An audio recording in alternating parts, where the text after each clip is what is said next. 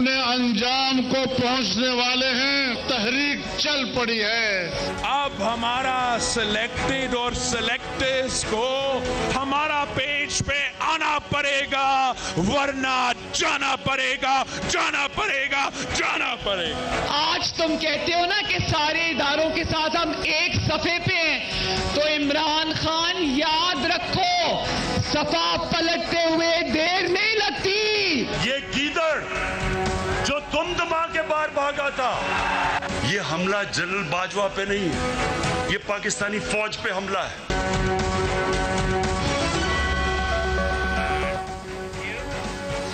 बिस्मिल्लाहिर्रहमानिर्रहीम, अस्सलाम वालेकुम नाज़रीन, वेलकम टू प्रोग्राम सवाल। मैं हूं बैरिस्टर एहतिशाम अमीरुद्दीन। ख़वातीन और हज़रात, आप देख रहे हैं कि सियासी मंजरनामे में शदीद हलचल है। एक तरफ अपोजिशन के लीडर्स अपना बयानिया दे रहे हैं। कल PDM का जलसा जो गुजरावाला में हुआ, उसमें आपने देखा कि अपनी तरफ से अपोजिशन ने एक भरपूर शो दिखाया और आज उसका जवाब prime minister of Pakistan Imran Khan साहब ने दिया। टाइगर्स कन्वेंशन से, टाइगर फोर्स की जो कन्वेंशन थी उससे खिताब करते हुए।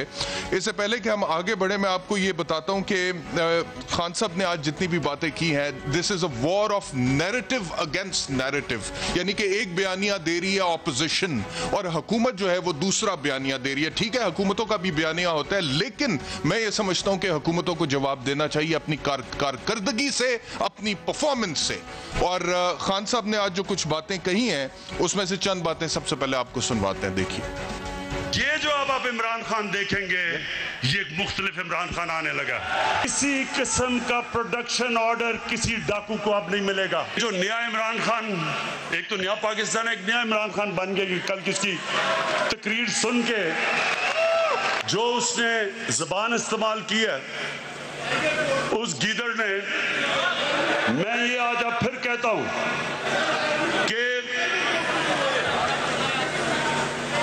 कि अब से कोई इनको VIP जेल नहीं मिलेंगे, इनको आम कैदियों की तरह हम रखेंगे। अच्छा, ये आपने सुना कि वो मियां नवाज शरीफ को गीदड़ कह रहे थे प्राइम मिनिस्टर ऑफ पाकिस्तान। इसके अलावा बहुत सारे ऐसे अल्फाज जो कि मैं समझता हूँ कि इज्तनाब करना चाहिए वज़ीर आज़म पाकिस्तान को इस्तेमाल करते हुए, वो उन्होंने इस्तेमाल किए। मिसाल के तौर पे एक तस्वीर दिखाई उन्होंने मियां नवाज शरीफ की। उन्होंने कहा कि जब ये जेल में नवाज शरीफ था तो तब इसकी क्या हालत थी, और जब ये लंदन पहुंचा तो तब उसकी क्या हालत थी। अगर आपके पास वो तस्वीर है प्रोड्यूसर साहब, तो दिखाइए, जो प्राइम ऑफ पाकिस्तान के अवाम को दिखा रहे थे। कल देखें, जब ये इंग्लैंड जाना था, जब, और इंग्लैंड जाके इसकी शक्ल क्या बनी, जरा प्लीज दिखाएं।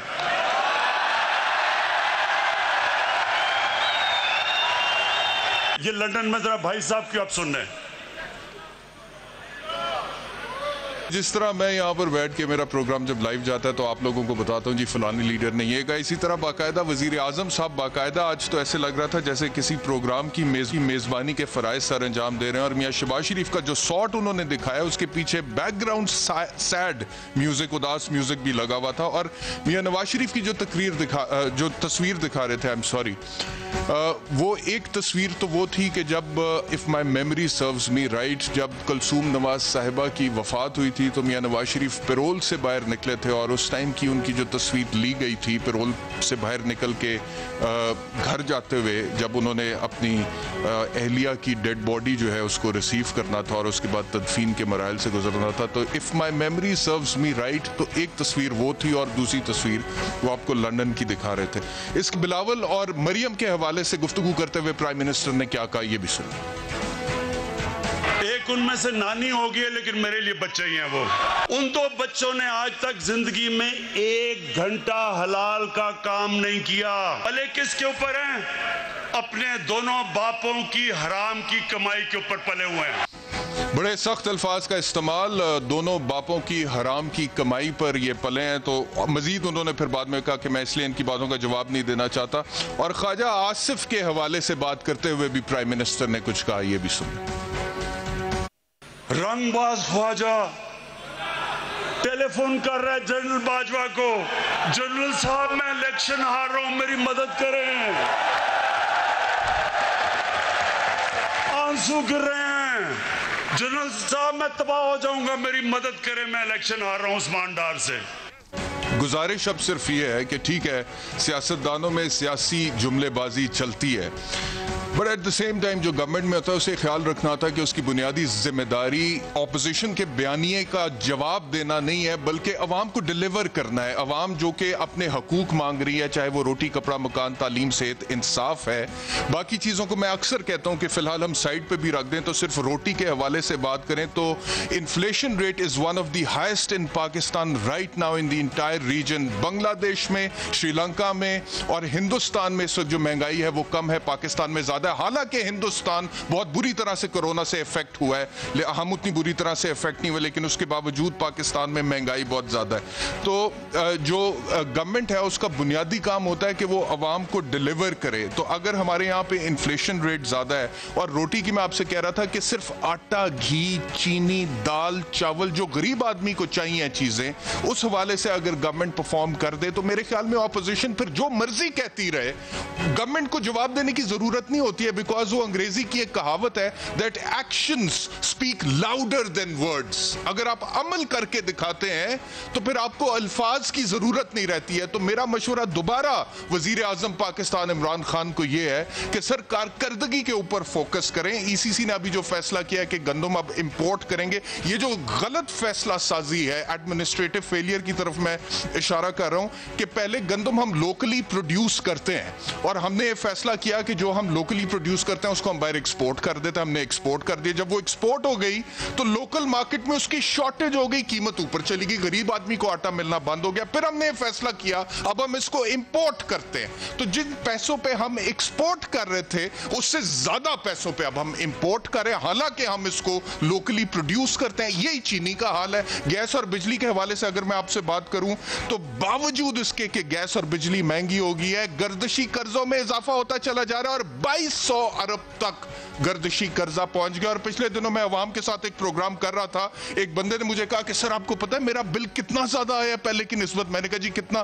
कहता है सर 190 रुपए। और मैं उसकी शक्ल देख रहा था, 190 रुपए से इस आदमी को इतना फर्क पड़ता है। ये है पाकिस्तान का commoner. Mister prime minister, he wants to listen to you talking about him. Please talk about him, please talk, forget about Nawaz Sharif right now. मैं कहता हूं कि आप जो भी कहते होंगे नवाज शरीफ के हवाले से वो ठीक होगा, लेकिन फॉरगेट अबाउट हिम प्लीज। कारकर्दगी के ऊपर परफॉर्मेंस ने इसी हवाले से बात करेंगे। ये मेरा अपना नुक्ता नजर था, लेकिन मैं दोनों पार्टीज का मौकिफ लूंगा। फवाद चौधरी साहब, MNA Pakistan Tehreek Insaf, federal minister for science and technology, आपका बहुत शुक्रिया हमें ज्वाइन करने के लिए। और मियाँ जावेद लतीफ साहब हमारे साथ हैं पाकिस्तान मुस्लिम लीग नवाज से। मियाँ साहब बहुत शुक्रिया। फवाद चौधरी साहब, आपसे गुफ्तगू का आगाज करते हैं जी। आपके ख्याल में प्राइम मिनिस्टर साहब ने आज जो तकरीर की है और ऑपोजिशन के बयानिए का जो जवाब दिया है, अगर कारकर्दगी के महाज पे हुकूमत ठीक काम करे तो शायद ऐसी तकरीर की जरूरत भी ना पड़े। आप इत्तफाक करेंगे इस बात से? पहले तो 2-3 चीजें जो आपने अपने इब्तदाइये में कही हैं वो दुरुस्त करने की जरूरत है। मैंने आपको आपके मोबाइल के ऊपर डाटा भेजा है हिंदुस्तान का और पाकिस्तान का जो इन्फ्लेशन का, जो आपने कहा कि हिंदुस्तान में महंगाई कम है, पाकिस्तान में महंगाई ज्यादा है। ये अदाद शुमार से और ग्राफ अगर आप दिखा सकें तो आप दिखा पाएंगे कि ये बात जो थी वो आपको जो इन्फॉर्मेशन जहाँ से आपने गैदर की वो दुरुस्त नहीं थी। पाकिस्तान, इंडिया, बांग्लादेश, श्रीलंका, चारों में इस वक्त इन्फ्लेशन, और पूरी दुनिया में इस वक्त एक इन्फ्लेशन का मामला है, बिकॉज कोविड की वजह से बहुत इकॉनमी सुकड़ गई हैं। और दूसरा ये भी जहन में रखिएगा कि हिंदुस्तान में पिछले साल भी महंगाई पाकिस्तान से ज्यादा थी, तो उसका जो बेस लाइन है इस साल का वो भी मुख्तलिफ है पाकिस्तान से। और इसकी वजह यह है बुनियादी तौर के ऊपर कि इंडिया इकॉनमी 10.4% सुकड़ गई है। पाकिस्तान की इकॉनमी जो है वो तो फिर भी बेहतर रही है हिंदुस्तान से और बाकी दुनिया से, लेकिन दुनिया में ओवरऑल इस वक्त चूंकि कोविड से एक सिचुएशन पैदा हुई है, उसकी वजह से महंगाई है। लेकिन इंशाल्लाह अगले 5-6 महीनों में, चूंकि अब हम ये वैक्सीन के करीब है और वैक्सीन आने के बाद ये कोविड जो है उसका एक जो असर है वो कम होगा और जो इकोनॉमीज हैं वो बेहतर हो जाएंगी। तो एक तो इम्पोर्टेंट बात ये है कि जब हम बात करें तो रेफरेंस सही हो। दूसरी बात जो आपने कही है कि प्राइम मिनिस्टर साहब की ये बात नहीं करनी चाहिए थी या वो बात नहीं करनी चाहिए थी, या फॉर एग्जांपल आपने कहा कि बिजली महंगी हो गई है। तो बिजली क्यों महंगी हो गई है? बिजली इसलिए महंगी हो गई है कि इस वक्त जो सिचुएशन है, जो मुआहदे नवाज शरीफ साहब के दौर में हुए और उससे पहले जरदारी साहब के दौर में हुए, हमें तकरीबन 12-13 रुपए की बिजली पर यूनिट इन एवरेज जो है वो पाकिस्तान सेल कर रही है गवर्नमेंट ऑफ पाकिस्तान, जबकि बिजली बनाने की जो इस वक्त कीमत है वो 17-17.5 रुपए कर गई है। सो हर यूनिट जो बिजली का है उसके ऊपर आप 4-5 रुपए गवर्नमेंट जो है वो खुद सब्सिडी दे रही है और लोगों से नहीं ले रही है, अदरवाइज तो ये कीमत जो है वो बिल्कुल हाथ से निकल जाए। और उसकी बुनियादी वजह ये है कि जो पिछली हुकूमतों ने जब पॉलिसी बनाई उसमें रिन्यूएबल एनर्जी शामिल ही नहीं की, उसमें उन्होंने जो महंगे मुआहदे जो किए उसकी वजह से आपकी महंगी, और जिस तरह से गैस की अगर आप जिक्र करें तो जब नवाज शरीफ साहब ने जिस दिन गैस ये संभाला था, हुकूमत संभाली, और शायद खान अब्बासी जो समझते हैं कि वो बहुत पेट्रोलियम को समझते हैं, जिस दिन उन्होंने पेट्रोलियम की मिनिस्ट्री संभाली, गैस के ऊपर 1 रुपए का भी जो सर्कुलर डेट था वो नहीं था। लेकिन जब ये छोड़ के गए तो 157 बिलियन रुपीस का डेट जो है ये छोड़ के गए। सो ये वो सिचुएशन है जिसमें आप हैं, और मेरा ये ख्याल है कि जो प्राइम मिनिस्टर साहब जब से हुकूमत हमने संभाली है, जितनी कोशिश जितना कंसर्न वो है महंगाई को लेके और चीज़ों को लेके, उतना कोई और नहीं है। तीसरी बात जो आपने कही कि प्राइम मिनिस्टर साहब को ये बातें करनी चाहिए थी या नहीं करनी चाहिए थी, ये देखिए ये मैन टू मैन फर्क होता है। कई लोग हैं जो बर्दाश्त कर लेते हैं और कहते हैं कि ठीक है कोई बात नहीं आपने की है।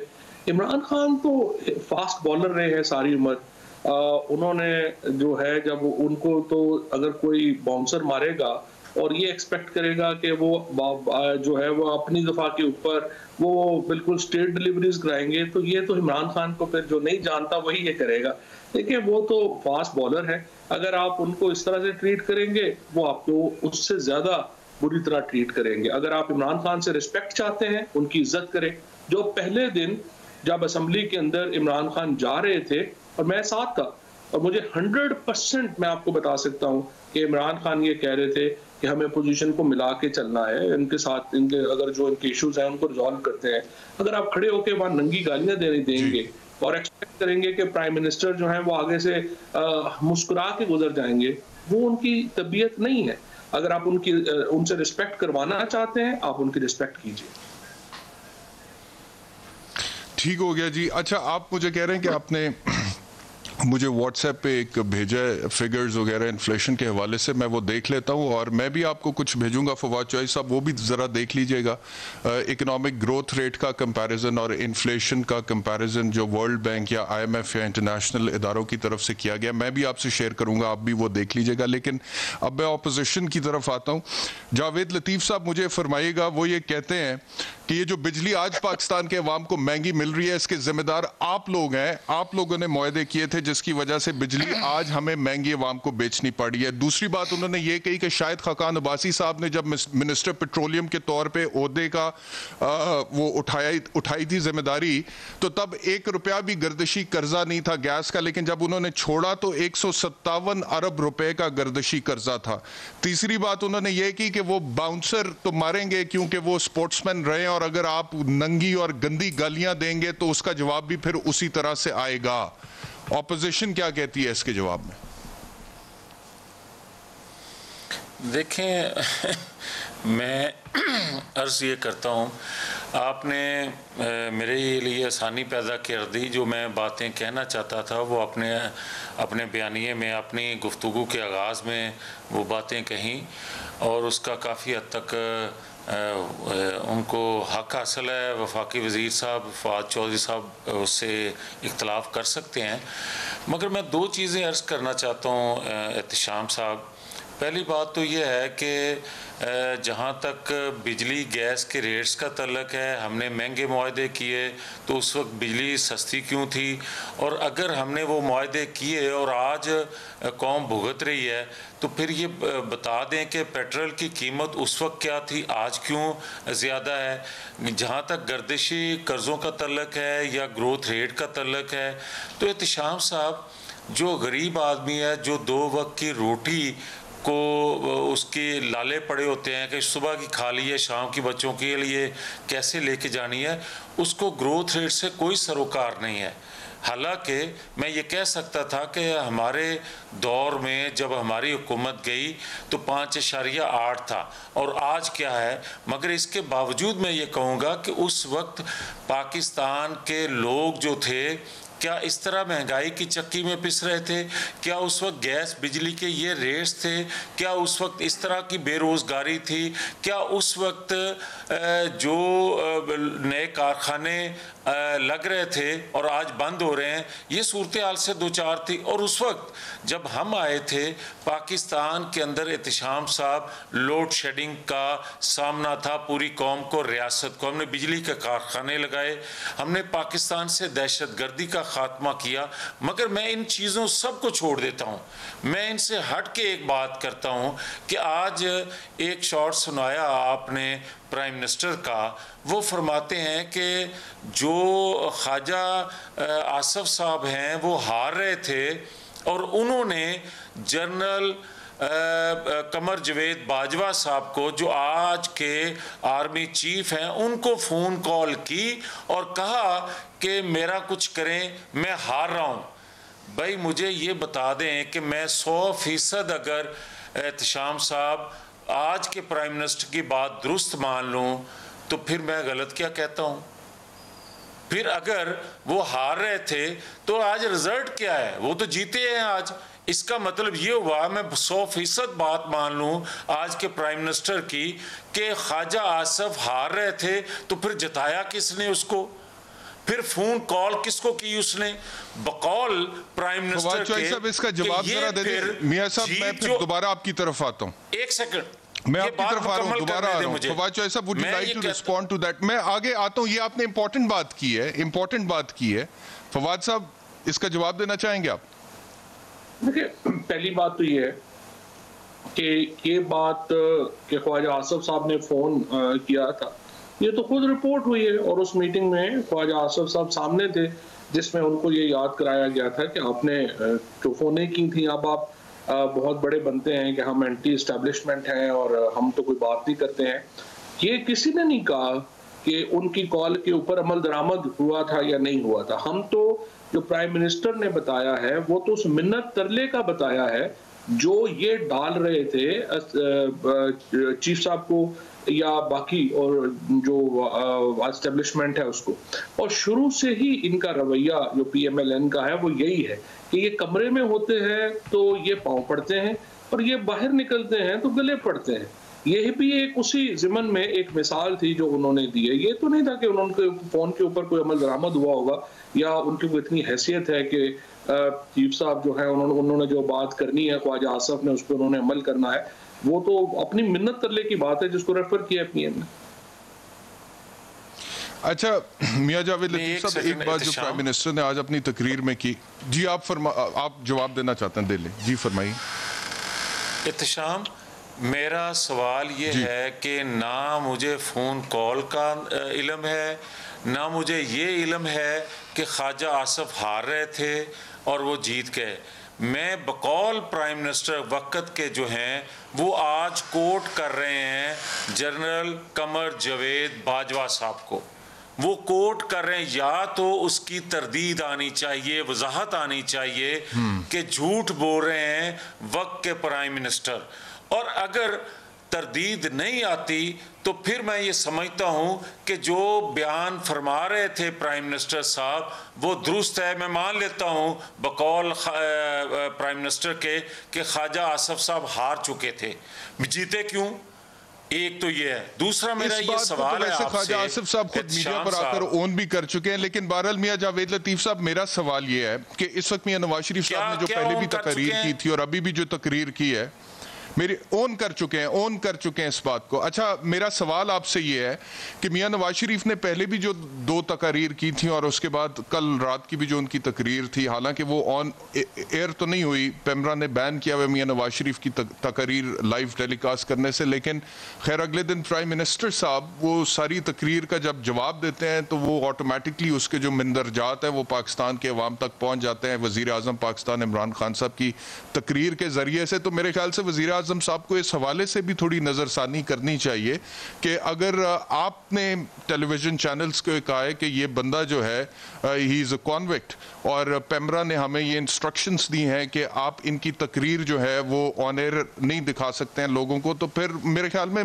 वज़ीर आज़म साहब को भी इज्तनाब करना चाहिए, क्योंकि वो जब सारी उनकी तकरीर के हवाले देते हैं तो वो चीज़ ऑटोमेटिकली मीडिया पर आती तो है उसके हवाले से। लेकिन मुझे एक ब्रेक लेने का कहा जा रहा है, मैं ब्रेक लेता हूं, वापस आ।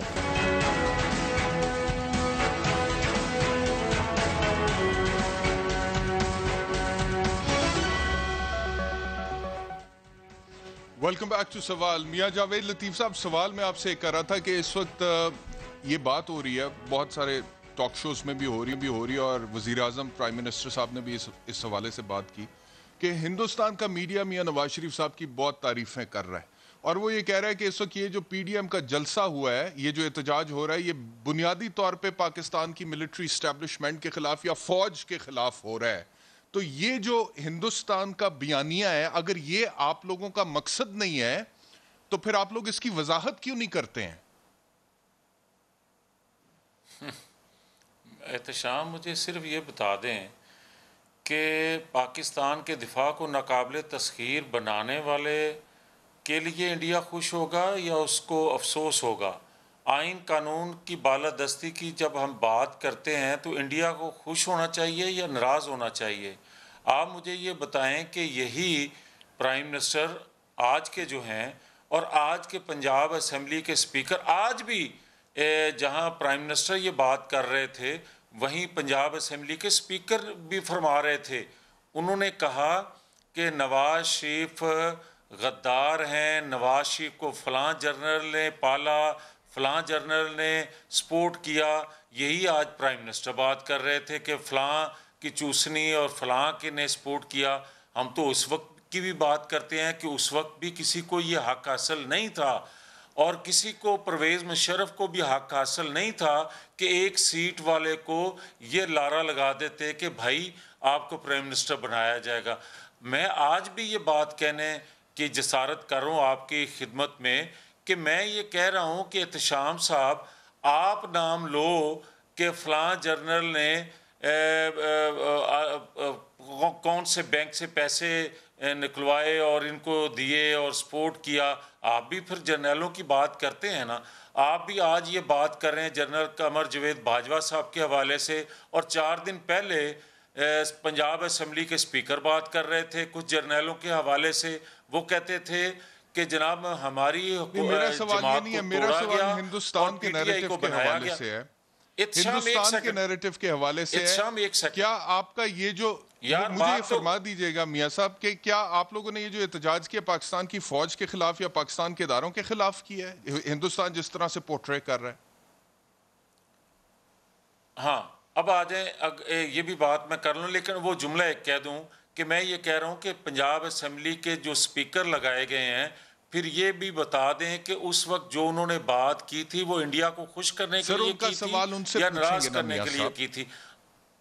इसी तरह जो आज आप सवाल कर रहे हैं मेरे से, कल गुजरांवाला में जो जलसा हुआ है, जहां हमने बात की है कि 2 वक्त की रोटी को लोग तरस रहे हैं, जहां हम ये बात कर रहे हैं कि बिजली महंगी हो गई है, गैस महंगी हो गई है, पेट्रोल महंगा हो गया है, आइन कानून की बालादस्ती के लिए हम जद्दोजहद कर रहे हैं, क्या इस पे इंडिया को खुश होना चाहिए?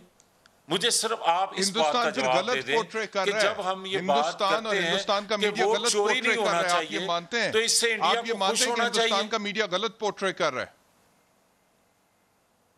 100% गलत कर रहा है, 100% गलत कर रहा है। अच्छा, और जो आज के प्राइम मिनिस्टर उसको कोट करके बात कर रहे हैं, वो भी 100% झूठ बोल रहे हैं, इसलिए कि आप प्राइम मिनिस्टर लगा दिए जाओ और इंडिया में बैठ के आप खुद अपने अदारों के लोगों का नाम लेकर शिकायत करो। 2013 में एक ब्रिगेडियर का, हाजिर सर्विस ब्रिगेडियर का प्राइम मिनिस्टर ने नाम लिया था, तो क्या इंडिया को खुश करने के लिए लिया था? प्राइम मिनिस्टर साहब ने आज भी ये कहा है कि जी ये हिंदुस्तान बड़ी तारीफें कर रहा है। मियां नवाज शरीफ की मेरी तो तारीफें नहीं की इन्होंने, वो कह रहे हैं कि ये हिंदुस्तान अपनी गेम खेल रहा है। आप क्या कहेंगे इस हवाले से? देखिए, बात यह है कि जावेद लतीफ़ साहब तो हमारे दोस्त हैं और मुझे एहतराम है उनका। पहली बात तो यह है कि PMLN आइन, जमहूरियत और कानून का जब एक नाम लेती है और वो अपना बयानिया बनाते हैं कि हम तो जमहूरियत की लड़ाई लड़ रहे हैं, तो वैसे ही बंदे को हंसी आ जाती है, क्योंकि जो बैकग्राउंड है PMLN का, ये पार्टी बनी कैसे, नवाज शरीफ लीडर कैसे बने, वो सारा हमारे सामने है। और उसके बाद आपने 1 साल पहले अभी आपने आर्मी चीफ के एक्सटेंशन के ऊपर वोट दिया। आपका कोई आइन, जमहूरियत वगैरह का कोई आपका इशू नहीं है, ना ही आपका कोई जो है ये है कि कोई फौज के साथ क्या होना है, या जमहूरियत क्या है, या पार्लियामेंट क्या है, या सुप्रीमेसी किसकी है। ये PMLN के इशूज ही नहीं है। आपके सिर्फ इशू है 8 केस। ये 8 केस आज जनरल बाजवा साहब से भी आपकी ये लड़ाई है, DG ISI से भी आपकी ये लड़ाई है, पाकिस्तान के चीफ जस्टिस से भी आपकी यही लड़ाई है, पाकिस्तान के वजीर आजम से भी आपकी यही लड़ाई है कि आप वो जो 8 केस आपकी लीडरशिप के ऊपर है, आप उन केसेस में हमें रिलीफ क्यों नहीं दे रहे, और हमारे से आप पैसे क्यों मांग रहे हैं प्ली बार्गेन में, या जो पाकिस्तान के लोगों का पैसा है जो वापस आना है वो आप देने को तैयार नहीं है। इसके अलावा आपका किसी से ना कोई बयानिया है, ना कोई नैरेटिव है, ना आपका कोई झगड़ा है। आज आपको ये 8 केस ठीक करके दे दें, आप जो है वो फौज के भी कसीदे पढ़ेंगे, आप अदलिया के भी कसीदे पढ़ेंगे, आप इमरान खान के भी कसीदे पढ़ेंगे। और इसलिए, और दूसरी बात, ये अजीबोगरीब जमहूरियत और तहरीक है कि देखिए, पार्टी के अंदर तो डिक्टेटरशिप होगी और पार्टी के बाहर हम जमहूरियत मांगेंगे। मुझे आप बताइए कि आज अगर PMLN में जावेद लतीफ़ साहब सीनियर हैं या मरियम नवाज शरीफ सीनियर है, आज पीपल्स पार्टी में एतजाज एहसन सीनियर है या बिलावल भुट्टो सीनियर है, और राइट किसका बनता है लीडरशिप के ऊपर? तो जब पार्टीज के अंदर डेमोक्रेसी नहीं है, ये पार्टियां कल जो है वो सब एक दूसरे को गालियां निकालते, फजलुर रहमान साहब और पीपल्स पार्टी और ये पार्टियां जो सारी आज मिक्स चार एक इकट्ठा हो गया। आप मुझे बताइए इनका क्या नजरिया है? क्या ये आपस में किसी बात के ऊपर इनकी कोई बातचीत भी है? आंसर इज नो, क्योंकि ये सारी पार्टियां जो है ना जमहूरी पार्टियां हैं, ना इनकी जो तश्कील हुई है वो कोई जमहूरी बुनियादों के ऊपर हुई है। यानी अगर नीचे वाले कोई लोग चले जाएं तो उनको तो आप आसमान सर पे उठा लेते हैं। ये जो इन्होंने किया, PML वालों ने जो MPAs के साथ किया कि आप जी लोटे हो गए, आप तो उधर चले गए, आपने नजरिया चेंज कर लिया है। तो ये जो सारी लीडरशिप ने आपकी कल नजरिए चेंज किए और एक दूसरे के साथ बैठ गए, इसको फिर आप क्या कहेंगे? यानी अगर पार्टी का लीडर खुद जो है वो चेंज कर ले नजरिया तो वो स्ट्रेटजी है, और नीचे वाला चेंज कर ले तो वो बहुत बड़ा जुल्म है। तो पहली बात यह है कि आपके असूल ही एक नहीं है, और मैं आपको यकीन दिलाता हूं कि आपके ये केसेस ठीक हो जाए। ठीक हो गया। अच्छा फवाद साहब, मुझे एक और चीज का जवाब दीजिएगा, क्विकली दीजिएगा जरा, क्योंकि इसके बाद मैंने एक और सवाल आपसे करना है। अभी ऑपोजिशन जो भी बयानियां बेच रही है पाकिस्तान के अवाम में, इस वक्त की जो आपकी पार्टी की इमरान खान की पॉपुलैरिटी है पाकिस्तान के अवाम में, क्या वो वही है जो आज से 2 साल पहले थी, या वो किसी हद तक कॉम्प्रोमाइज हो गई है परफॉर्मेंस की वजह से? इमरान खान की अभी जो गैलप पोल आया है, देखिए ना, मुझसे आप पूछेंगे मैं कहूंगा नहीं जी उससे भी बढ़ गई है। आप अपोजिशन से पूछेंगे वो कहेंगे नहीं नहीं रह ही नहीं गई, 0 हो गई है। तो आप ना मुझसे पूछें ना अपोजिशन से पूछें। आपने अभी जो गैलप पोल आया है आप उसमें देख लें कि इमरान खान कहाँ पे खड़े हैं और अपोजिशन कहाँ पे खड़ी है। देखिए ना कंपैरिजन आपने, मुझे आप बताइए कि आप PTI के ऊपर जितने मर्जी आप परफॉर्मेंस से मुतासर ना हो, आपने बड़ी गंदी हुकूमत है, इस हुकूमत ने महंगाई जिस गैलप पोल का आप हवाला दे रहे हैं फवाद साहब, उसमें तो महंगाई के हवाले से अवाम की अक्सरियत आपकी हुकूमत से खुश नहीं है। नहीं महंगा, मैं अगर आप पूरी मेरी बात तो सुने ना, मैं ये कहता हूँ कि आप जो लोग हैं ना आज महंगाई के ऊपर, आप बाकी चीजों के ऊपर, वो कहेंगे नहीं जी परफॉर्मेंस अच्छी नहीं है, इनका बड़ा बुरा हाल है। लेकिन आप कहेंगे कि ठीक है फिर नवाज शरीफ या जरदारी को मुल्क वापस कर दे, वो कहेंगे नहीं, मुल्क जो है वो इमरान खान ने ठीक करना है और इमरान खान से ही लोगों को तवक्कुआत है। तो फिर मौलाना फजलुर रहमान जो कह रहे हैं कि ये हुकूमत दिसंबर नहीं देखेगी, तो आपको लगता है कि ये ऐसी बस बातें ही हैं ऑपोजिशन की? फजलुर रहमान साहब तो खैर बड़े अरसे से, पिछली दफ़ा जब आपको उनकी तकरीरें सुनाई जो उन्होंने यहाँ पे धरने से आने से पहले की थी, वो तो कह रहे थे ये धरने ही सर्वाइव नहीं करेंगे, और उसके बाद मौलाना को अपना धरना समेट के वापस जाना पड़ा। और वो ठीक है, उन्होंने अपना चूरन तो बेचना है ना अपने लोगों को, ये तो नहीं कहना कि ये हुकूमत अगले 5 साल नहीं, उससे अगले 5 साल भी पूरे करेगी, तो उनके साथ कौन रह जाएगा। दूसरी बात यह है कि देखिए फजलुर रहमान साहब हों, बिलावल साहब हों, मरियम बीबी हों, नवाज शरीफ साहब हों, इनके पास मॉरल करेंसी नहीं है। कोई भी जो तहरीक है उसकी बुनियाद आपके अखलाकियात के ऊपर होती है, एक अखलाकी तकाजे के ऊपर होती है। इन ये जो इस वक्त तहरीक चल रही है, इसका सबसे बड़ा फेलियर ये है कि इनका जो बयानिया है, इनका जो नैरेटिव है, इनकी जो तश्कील है, वो एक इंतहाई इमोरल बुनियाद के ऊपर खड़ी है, जिसकी वजह से इन पार्टीज का कोई मुस्तकबिल नहीं। मियां जावेद लतीफ साहब, जब मियां नवाज शरीफ साहब की हुकूमत थी 2013 से 2018 के दरमियान, तो इमरान खान साहब ने बड़े जलसे जुलूस किए, और यकीनन जो कल का आपका जलसा था इससे बड़े जलसे भी किए इमरान खान ने, और फिर धरना भी दिया 114 दिन का। लेकिन उसके बावजूद मियां नवाज शरीफ साहब की हुकूमत गई नहीं थी, बावजूद इसके कि मैं अगर खुली बात आपसे करूं कि मिलिट्री इस्टेब्लिशमेंट की सपोर्ट मियां नवाज शरीफ को इस तरह से हासिल नहीं थी जिस तरह से आज इमरान खान को हासिल है। और आप खुद समझते हैं, और वो खान साहब भी बार बार कहते हैं कि सिविल मिलिट्री एक पेज पर है रिलेशंस इस वक्त हमारे। तो जब इमरान खान के इससे बड़े जलसों की वजह से उस वक्त की नवाज शरीफ की हुकूमत नहीं जा सकी थी, तो आप कैसे तवक्को करते हैं कि दिसंबर देखना नसीब नहीं होगा इस हुकूमत को, जबकि इमरान खान के साथ इस्टेब्लिशमेंट की भी सपोर्ट है?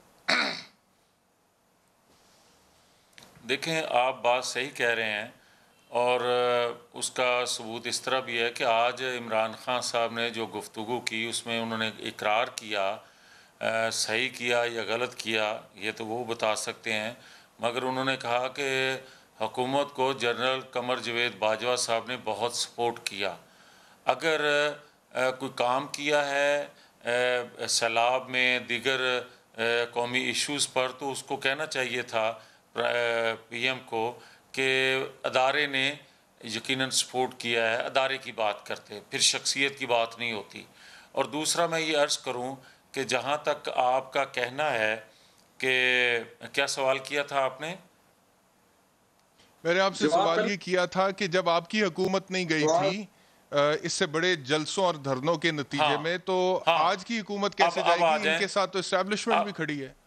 ये बात आप सही कह रहे हैं कि कभी जलसे जुलूसों से हुकूमतें गिरा नहीं करती, ये बात दुरुस्त है। और तो फिर मौलाना साहब किस बुनियाद पे कह रहे हैं कि दिसंबर देखना नसीब नहीं होगा इस हुकूमत को? एहतशाम, फिर आप सवाल करते हैं तो मैं आपसे तवक्को रखता हूं कि जवाब मुकम्मल मेरा हो लेने दें तो ज़रा अच्छा रहेगा, आपका वक्त बच जाएगा। मैं ये आपको कहता हूं, मैं खुद इकरार कर रहा हूं कि कभी भी तहरीकें जो हैं वो जलसे जुलूसों से हुकूमत को गिराया नहीं करती या गिराई नहीं जा सकती। आपने खुद इतराफ़ किया कि माजी करीब में जो तहरीक चली उसमें इस्टेब्लिशमेंट का क्या रोल था, और इमरान खान साहब थर्ड एम्पायर की खुद बात किया करते थे, और माजी दूर में भी ऐसे होता रहा है कि किसी इशारे के बगैर तहरीकें नहीं चला करती थी। और ये भी आज हकीकत है बकौल इमरान खान साहब के कि हम सब एक पेज पे हैं। तो फिर ये तहरीक आज जो शुरू हुई है ये सियासी जमातों की कॉल पर नहीं है, ये मैं आपसे कहना चाहता हूँ। ये अवाम की कॉल पे सियासी जमातों के कायदीन जो हैं वो अपना एक लीडिंग रोल अदा कर रहे हैं अवाम की आवाज़ पर, और अगर अवाम की आवाज़ पर ये नहीं निकलते तो कल को एहतशाम किस मुंह से इन्होंने अवाम के पास जाना था वोटों के लिए, क्योंकि हम मुंतखब होते हैं लोग, और मुंतखब होते हैं तो जो हमारा एक हल्का अहबाब होता है यकीनन हमने उनको मुतमिन रखना होता है। तो यकीनन आज जिस करब से, महंगाई से, और जिस मकबूजा कश्मीर के लिए 70 साल कौम लड़ती रही उसको देने के बावजूद भी अगर अवाम की आवाज़ पर हम नहीं निकलते तो यकीनन कल को वो हमें वोट नहीं करेंगे। अगर इस तनाज़र में ही आप ले लें तो मगर मैं ये आपको कह दूं चलिए कि जब आवाम निकल आते बहुत शुक्रिया। हैं ब्रेक का वक्त तो हो फिर गया, उस- उसका वक्त हो गया, ब्रेक लेनी है। ब्रेक के बाद वापस आएंगे। फवाद चौधरी साहब आपका बहुत शुक्रिया और मियां जावेद लतीफ साहब आपका बहुत शुक्रिया। ब्रेक के बाद वापस आएंगे।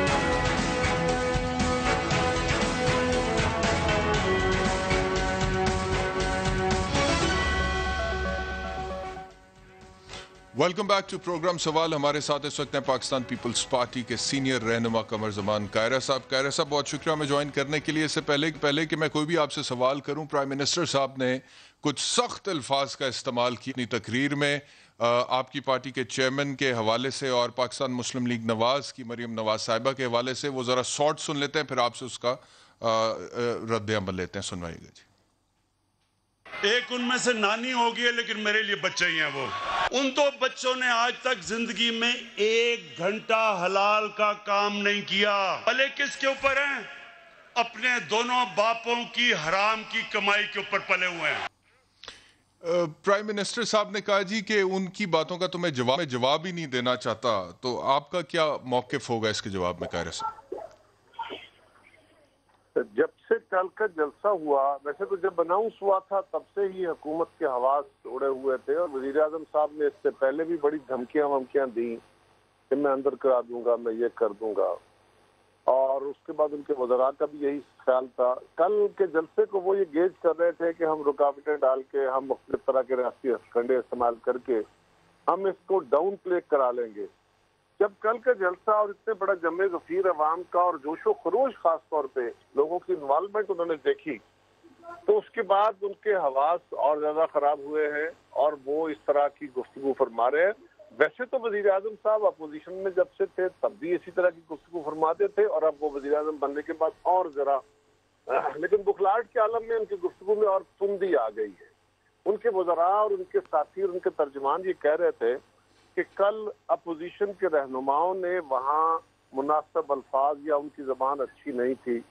आज वज़ीर आज़म साहब को जबान मुबारक हो, उन्होंने बहुत अच्छे अंदाज में बड़ी आला गुफ्तगू की है और उनके तर्जमानों को भी मुबारक हो कि वज़ीर आज़म ने अपनी रवायत को और मजबूती से आगे बढ़ाया। सिर्फ आगे नहीं बढ़ाया, और मजबूती से आगे बढ़ाया है और मुगलजात का कोई लफ्ज रह नहीं गया जो वो अदा न करते। दूसरी बड़ी अफसोसनाक सूरत हाल ये है कि वो नैब के इदारे को कह रहे हैं, वो अदलिया को कह रहे हैं कि आप फैसले करें, मैं इनको छोड़ूंगा नहीं। और उन्होंने वाज़ेह तौर पे आज कहा कि जो इदारे मेरे अंडर हैं उनको तो मैं ऐसे करूंगा कि इनको छोड़ेंगे नहीं। जरा गौर फरमाइए, मुल्क का वजीर आजम मुंह पे हाथ फेर के जिस तरह कोई बदमाश, दुनिया में नहीं कहता, वेरी सॉरी टू से दिस वर्ड, वजीर आजम जैसे भी हो उनके लिए बदमाश का लफ्ज बोल के मुझे अपना ये लफ्ज वापस लेना चाहिए, कि मुंह पे हाथ फेर के जिस तरह नौजवान आपस में लड़ते हैं, एक बड़ा अजीब सा मिजाज होता है, वो धमकियां दे रहे हैं कि मैं पाकिस्तान के रियासती इदारों को जो मेरे मातहत हैं, जिसमें पुलिस है, जिसमें रेंजर्स है, जिसमें FIA है, जिसमें और बहुत सारे FDR है, जिस तरह इदारे, तो वो कह रहे हैं कि मैं उनको इस तरह बनाऊंगा, इस तरह तैयार करूंगा कि वो इन सब का नाटका बंद कर दें और मैं इनको C क्लास जेलों में रखूंगा, मैं इनके ऊपर तशद्दुद करूंगा, मैं देख लूंगा। ये कोई नहीं, तशद्दुद का लफ्ज तो इस्तेमाल नहीं किया वजीर आजम ने। वैसे बाकी बातें आप जो कह रहे हैं वो कही उन्होंने। मेरी गुजारिश सुने, मैं छोड़ूंगा नहीं, मैं उनको C क्लास जेलों में फेंकूंगा, मैं आपको मुंह पे हाथ फेर के कहूँ, मैं आपको देख लूंगा आप क्या हैं, तो उसको क्या कर कहेंगे आप? अच्छा कायरे साहब, मुझे बताइएगा कि कल के जलसे में जो बयानिया आया तीनों जमातों के लीडर्स की तरफ से, बाशमूल बिलावल भुट्टो जरदारी साहब और मरियम नवाज साहब और मौलाना फजलुर रहमान, अब जो कराची में कल का जलसा होने जा रहा है इसमें भी यही बयानिया आगे चलेगा? और क्या मियां नवाज शरीफ कल कराची के जलसे में भी खिताब करेंगे, क्योंकि उसकी बागडोर तो आप लोगों के हाथ में है, पीपल्स पार्टी के हाथ में? जी, कल मियां साहब की स्पीच के बारे में, यानी लीडरशिप की स्पीचेस के बारे में तो हमारी रेबर कमेटी है जी, स्टैंडिंग कमेटी, वो फैसला करती है। मुझे एग्जैक्टली नहीं पता मियां साहब की स्पीच के बारे में, लेकिन जहां तक बयानिए का ताल्लुक है, बयानिया ठीक है, उसमें अल्फाज का चुनाव या अपने अपने आर्गूमेंट का अपना स्टाइल है, उसके पहलू कई हैं, लेकिन जो अहम तरीन पहलू है जो मुस्तकबिल के हवाले से जरूरी है देखना, वो बुनियादी तौर पर यह है कि आप ये देखिए कि फ्यूचर के लिए रास्ता क्या क्या किया जा रहा है।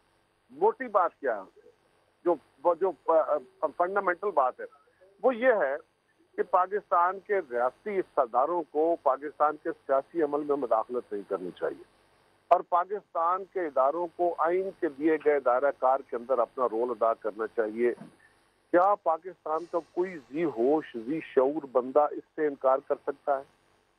आपको इससे इनकार हो सकता है? आपका क्या ख्याल है कि इस मुल्क के अंदर रियासती मुदाखलत होनी चाहिए सियासत के अंदर? क्या इस मुल्क के आइन को खराब करना चाहिए और इदारों को अपने आइन से मावरा काम करने चाहिए? इसके ऊपर तो हमारी अदालतों के फैसले। आप समझते हैं कि रियासती मुदाखलत है सियासत के अंदर इस वक्त?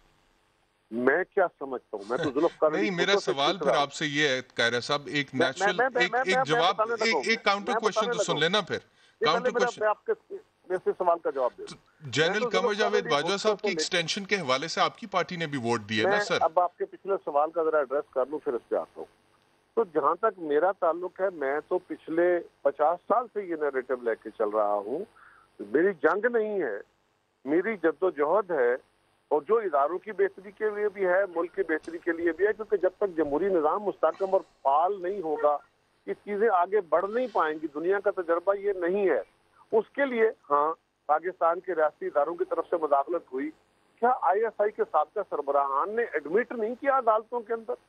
क्या सर फिर यहाँ पर एक कॉन्ट्रडिक्शन है ना आपके बयानिए में। सवाल यह है कि अगर आप समझते हैं कि मेरा काउंटर क्वेश्चन तो सुन लीजिए कायरा साहब। मैं आपका सवाल लेता हूँ। सवाल ये है कि जो मैं अर्ज कर रहा हूँ, पहले तो इसकी तस्दीक फरमा दीजिए कि क्या ये हद तक दुरुस्त है। अगली बात तो करते हैं, यकीनन मैं उसका जवाब देता हूँ। क्या ये दुरुस्त नहीं है कि पाकिस्तान के सियासी अमल में मुदाखलत होती रही और होती है? और हम जब कहते हैं कि सिलेक्टेड तो कोई सिलेक्टर भी है, ये बात तो हम बड़े वाज़ेह तौर पे कह रहे हैं। हम कह रहे हैं कि इलेक्शन में धांधली हुई है तो इमरान खान की हुकूमत तो नहीं थी, तो किसने की? ठीक हो गया कायरा साहब, मेरे प्रोग्राम का वक्त अब बिल्कुल खत्म हो गया। बहुत शुक्रिया हमें ज्वाइन के लिए, लेकिन मेरा सवाल कायरा साहब ने नहीं सुना। सवाल ये था कि अगर आपका बयानिया ये है कि आप समझते हैं कि रियासती इदारों की मुदाखलत है सियासत में, तो अभी जनरल कमर जावेद बाजवा साहब की जो एक्सटेंशन हुई थी, आपकी पार्टी समेत ऑपोजिशन पार्टीज ने उसमें उनको दोबारा से उनकी एक्सटेंशन के हवाले से वोट डाला था, उनकी एक्सटेंशन के हवाले से। तो ये कॉन्ट्रडिक्शन है। फिर अगर इसका मतलब है कि जनरल कमर जावेद बाजवा की परफॉर्मेंस के हवाले से ऑपोजिशन मुतमिन थी तो वोट डाल रही थी ना, और अगर मुतमिन नहीं थी तो वोट क्यों डाल रही थी? ये कॉन्ट्रडिक्शन है बयानी में। बहरहाल प्रोग्राम का वक्त खत्म हो गया। कल आपसे दोबारा मुलाकात होती है। अपना ख्याल रखिए। अल्लाह हाफ़िज़।